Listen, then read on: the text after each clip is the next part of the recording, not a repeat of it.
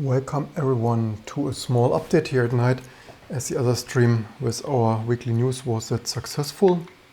I wanted to share some more details and thoughts here on C compilers and just-in-time compiling, what is generally used for languages like Java, JavaScript, but also others like Lua JIT.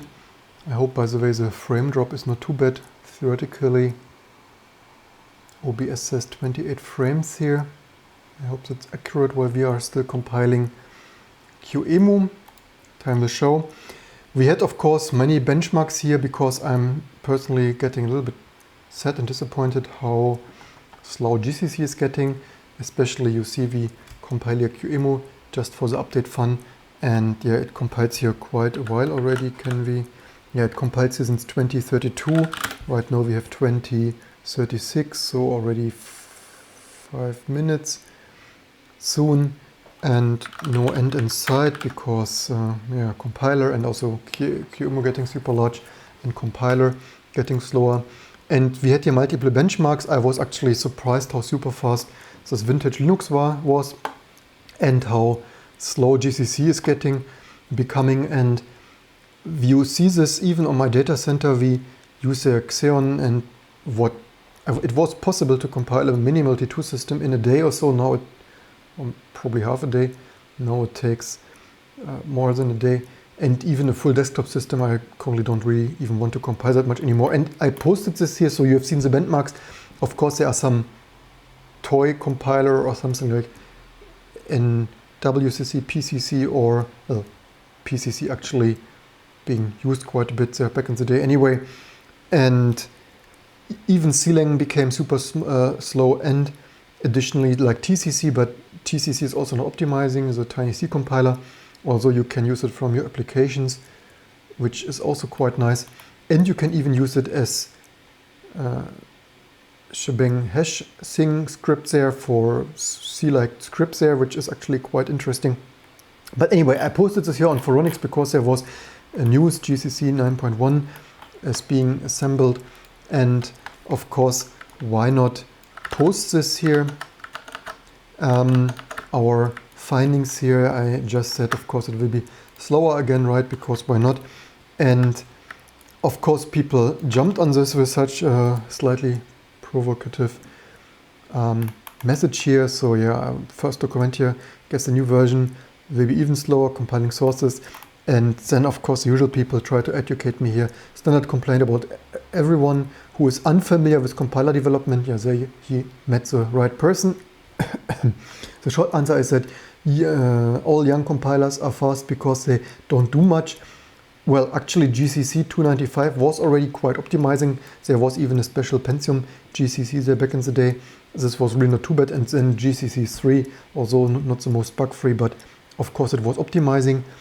Even optimizing so much that it was miscompiling some stuff. It is not like GCC 3 or 4 or something were that bad compilers, in my opinion. For the most part, the new versions did not become that much faster, except maybe then for the vectorization case for single instruction multiple data, which is also something I wanted to particularly point out.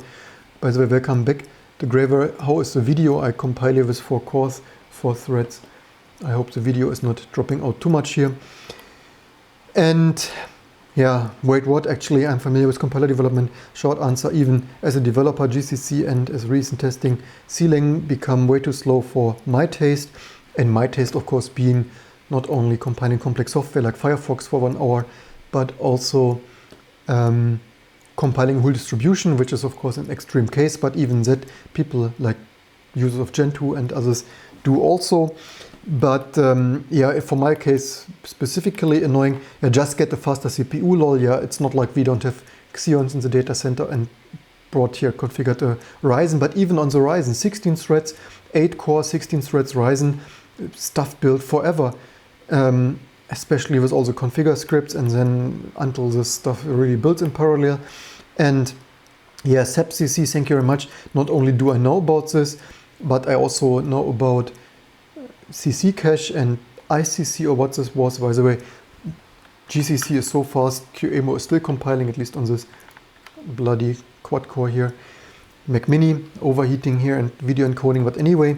And I wanted to share some other thoughts because we talk about this microkernel stuff we do here right now. Of course, DOS here with the Voodoo, which is also coming up next here again. But I set here some experimental stuff, including JIT'ing a microkernel, or at least the applications and drivers. You can write even drivers theoretically in Python and Perl. Not that we would want this. This is, in my opinion, not that suited. I would at least use something like Lua JIT or something for high performance drivers. Why not? And speaking about which, this is bloody slow GCC, and here even says, they even speak here then about energy consumption. You know what? All the developers of Firefox, Rust, there are hundreds of thousands of developers worldwide. Speaking about energy consumption, what is the energy consumption and waste of waiting here? I wait here for QEMU for 10 minutes or 15 or something, speaking about energy waste of the slow compiler, and I sit here and wait, or Google or whatever, and also debugging. I mean, I would not even want to start debugging something in Firefox these days anymore, especially with all the Rust in between. And then even if we say, okay, fine, we accept all the waste of CPU cycles, this stuff is just bloody slow. Also, I'm really disappointed that C-Lang or Clang or whatever you want to call it became so slow. But whatever, even then, if we accept all of this and say, okay, fine, it is the most optimized code coming out of there, I have unfortunately to say, no, sorry, it is not. Because what most people don't know, maybe even this senior member there, maybe not, I don't know. But you need to keep in mind, most software, also for Debian, Fedora, Windows, Mac OS, is compiled for the smallest common instruction set there of the CPUs. This means, for example, that if you want to be able to boot Linux kernel, and most people like myself do not compile the old software. This is of course one of the benefits of Rock Linux, aka now T2 or Gen 2 or stuff, to compile this to your matching to your CPU to get the latest and greatest performance. But most people don't do this. And if you use pre-compiled binary software from Windows, Mac OS, Linux, you name it, you are not running optimized code. What does it matter that the compiler is squeezing 1% faster code with core to do instructions from a decade ago out of there, if you could have 3 times faster code, like really faster, especially for multimedia stuff, maybe even for multimedia scientific stuff with the latest and greatest AVX instructions. Of course, there is SSE, which is baseline on AMD 64. Of course, it's not baseline for 32-bit, but for 64-bit. And then, of course, all the other FMA, later revisions of SSE 3 or whatever that was, and then AVX, the later AVX versions, AVX 1 and 2 and 512-bit and whatnot. And most software is not making use of this latest and greatest single instruction multiple data instructions extensions, which is a shame.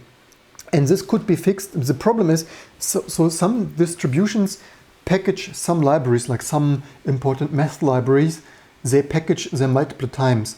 This is why you sometimes have the additional library directories like /lib 64, x86 like Haswell and whatever, and also for 386 you had there 386, like 486 and 686 SSE something. These are what this additional directories are for, but this is only for some libraries. Most of the applications and most of the libraries don't have the special snowflake optimizations. The maximum you have is that MPlayer and other multimedia libraries have special runtime code in assembler or with modern compilers, with the help of compilers, runtime, SSE, AVX selections. But this is of course not optimal. And how could we solve this with this kind of C precompiled stuff? Not easily, but we could, if we just interm compile this, we could really just interm compile, and Lua JIT is even doing this for Lua code, amazingly enough. This is why in some benchmarks, Lua JIT is faster than super optimized C code. Unfortunately, this great language shootout has removed Lua JIT for whatever strange reasons. You know, this is too fast. Let's remove our not most favorite project there, but whatever. And even I wrote about this. I wrote an article here in the German Golem news here from back in the day when I was a student and needed money, and wrote some articles. I think this, at least this is from me? Yeah, this is from me. Not making this up. And here I speculated already because this was back in the day when LLVM was relatively newish, there in 2006, so over 10 years ago. And there Chris Lattner already said that he wrote there back in the day that he thinks the compiler's on the way to be able to compile a complete GNU Linux system. So yeah, what an guesstimate. So much to IT people, how wrong are they? Their estimates, because not even today can C-Lang compile glibc. You have seen in my videos that you maybe go back and watch for glibc and stuff, that it's not being able to compile glibc even today. Only Musel and such, maybe not even the Linux kernel, not even, at least not vanilla, not patched. And I speculated because back in the day Apple had the transition from PowerPC to Intel, and Apple could have fixed this by having, because LLVM stands for low-level virtual machine, and actually I expected Apple, and I'm actually a little bit disappointed, so much to most innovative company, MyS, not even this they have done. The most things they have done, the only thing is that theoretically with new versions of Xcode you can upload bitcode to the App Store, and then the App Store can theoretically optimize this somehow in the background, but probably not to the latest and greatest CPU, only I don't know what. Anyway, and so they have not done the system-wide, only maybe a little bit with the App Store, which is also not amazing. And theoretically, so you could, in my opinion, and maybe I should focus on such amazing state-of-the-art project. And I had this idea already in 2006. I have no idea why they have not done this. Apple had this geniuses employed, and I need to sit here as a student in Berlin and think, hey, this would be amazing if you pre-compile this to bitcode and then on the fly.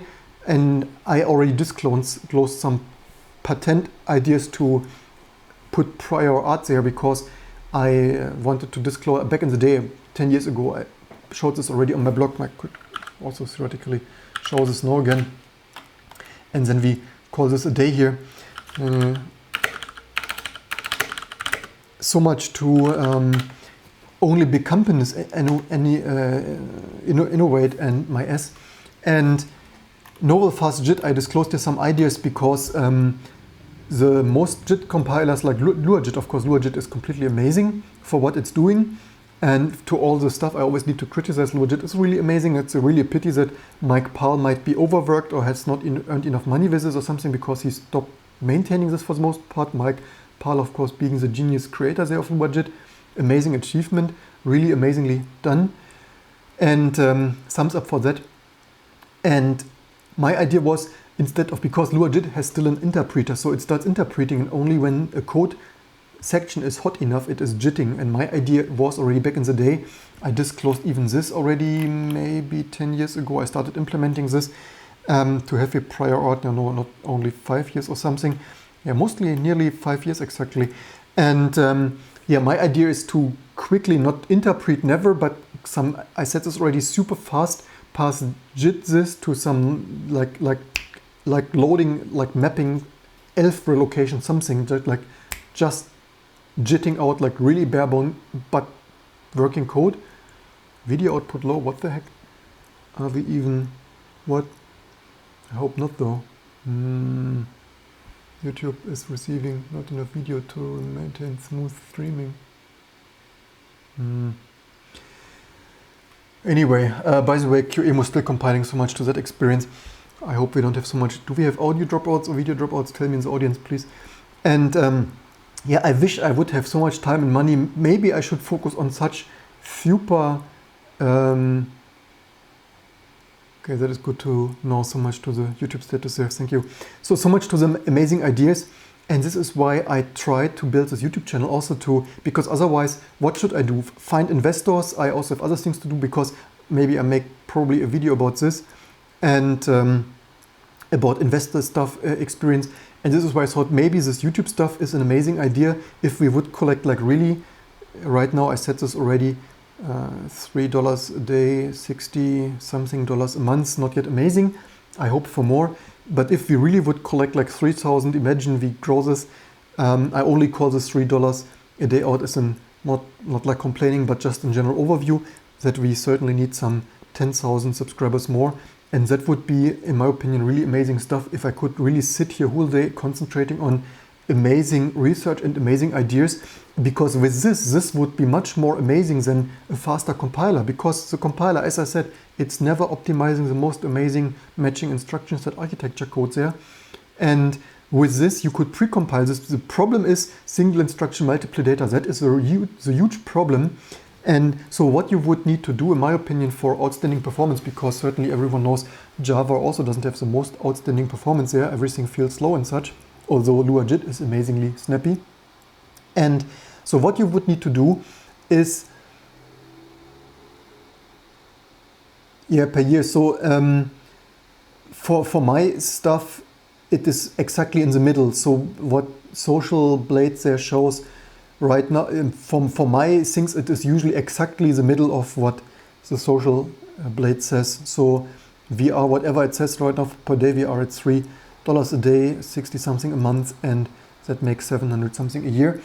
And because right now, of course, I need to concentrate on my main job, exact scan, OC arcade recompress, which is not too bad, but I also would want to do other amazing research. And the problem is, few people want to finance this, especially not small businesses here.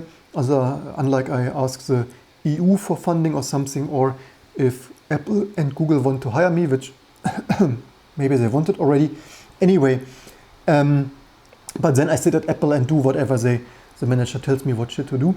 And so my concept would be, except Lua-JIT is amazing, if we want to bring this to the next system-wide level, pre-compile this with vectorization optimization, and then with the highest level of vectorization currently possible, like AVX 512 kind of data widths for the single instruction multiple data. And then if the CPU does not have this, of course the JIT compiler needs to JIT this to old-fashioned instruction, which of course also just works. Emulating this, it is still the same speed like unoptimized code, just not as amazing as an AVX 512 or whatever CPU would be. And of course the performance impact would be nearly zero. Only the startup performance would be slightly less, because the binary precompiled ELF binaries, what do you mean with no space left on? You know what, is this so slow? I compile with, this is TempFS, this is the memory was full, thanks God this was not out of memory killing this. I compile with debugging symbols. I was debugging something in PC emulator. And so this we filled, this explains why this was so slow, by the way. Thanks for that pointer. And so the only drawback would be startup performance. And do I not compile with TempFS? I thought, or did I not properly enable it? Anyway, .NET has probably some ahead of time compilation things there, yeah. So this would be some concepts to think about. Of course, some parts of this exist already here or there. It would be amazing if this would be system-wide, like everything. Very theoretically, we could even use this, because I think this Lua-JIT format, low-level virtual machine format, is mostly, or not mostly, but to some degree, instruction set architecture agnostic. The only problem is like native endianness. If you have structures for device drivers and such, very theoretically, you could create a special C library with endianness in mind, because then you could even write one application that works on all architectures and just in-time compiles to Spark and MIPS. Not that they would be that popular, but at least RISC-V, ARM, and Lean 386 kind of AMD 64, and maybe RISC-V is also a little endian. Then you at least don't have endianness differences. But theoretically, everything is possible. You just need to invent it and program it right. This here are just some 2 cents of weekend evening commentary. Do I maybe not correctly enable TempFS for that, manually editing that. So just sharing some idea, I think this would be completely amazing. Oh, and by the way, to fight startup performance, because mapping real direct instruction set architecture binaries like ELF binaries is of course a relatively cheap operation.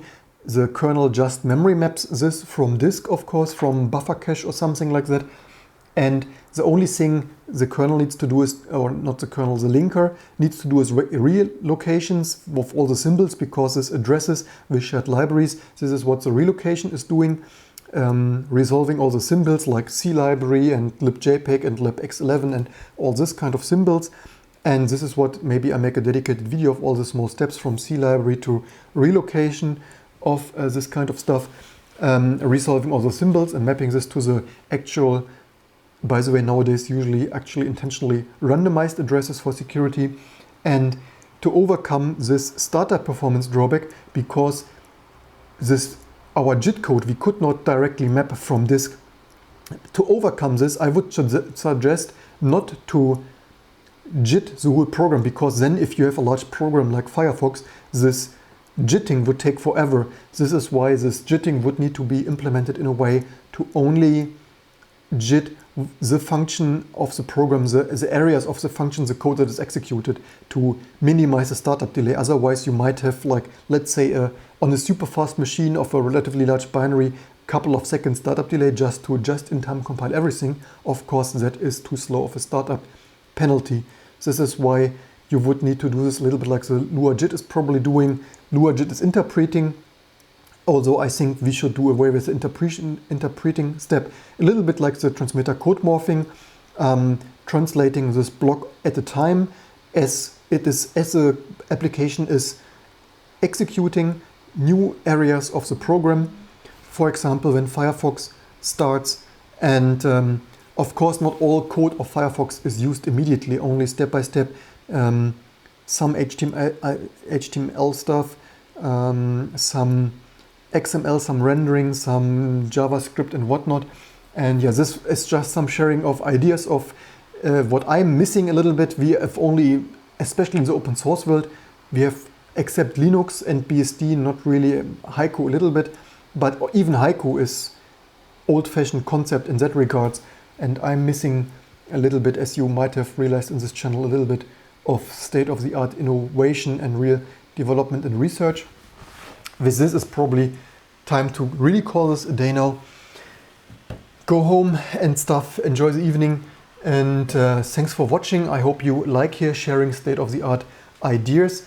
Of course, not everything. Certainly some of these things, at least what I've published here already 4 years ago, and even in this article on Golem, not that much implemented from this, especially on the Clang, LLVM stuff, maybe in .NET, maybe in Java. But of course, not everything besides Java is super slow and stuff like that. But yeah, although maybe there was at some point even some Java OS already or something like this. But anyway, this is what we are up to. But of course, we will not implement this tomorrow. I only wanted to share this because this was a little bit matching of people telling me this is amazingly optimized. No, of course it isn't. This is optimized to some lowest instruction set, common instruction set, and this little optimization is not bringing you the most amazing performance for most users. And he writes say even, I should not, people use your software, don't give a shit how long it takes you to compile. Yeah, but they don't even get the most optimized software. Even our EXA code, we optimize for AMD 64 and nothing newer. So unless we make special manual preparations, we are also not there using AVX and so on. I hope you got the idea and got some inspiration and learned something, especially from all the terms JIT and bytecode and just-in-time compiler and low-level virtual machines there, LLVM, Clang, what people respond there on the internet. Of course, this is slightly funny that nobody's doing research, not like what kind of knowledge does the other person already have. They just assume I'm the most stupid idiot there, and they just reply their stuff that even is, yeah, they think they're the most clever, when in reality maybe they should also sometimes open their mind a little bit.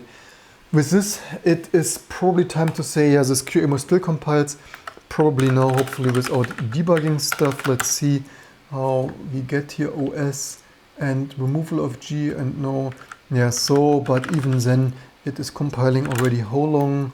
55 to, yeah, so much to that 5 minutes for this. Of course, right now it's compiling all the targets from, because for all the targets like ARM, Spark and such, it's recompiling QEMU a couple of times for the code generation. This of course takes kind of forever. So much to the GCC. Maybe another day I try if QEMU works with Musel and C-Lang just for the fun of it, right? I hope you learned something. Don't forget to share, like and subscribe, spreading the word. I still have this vision to do here amazing stuff on YouTube for research and development. I hope you like this, and I hope to see you soon for the next videos to come.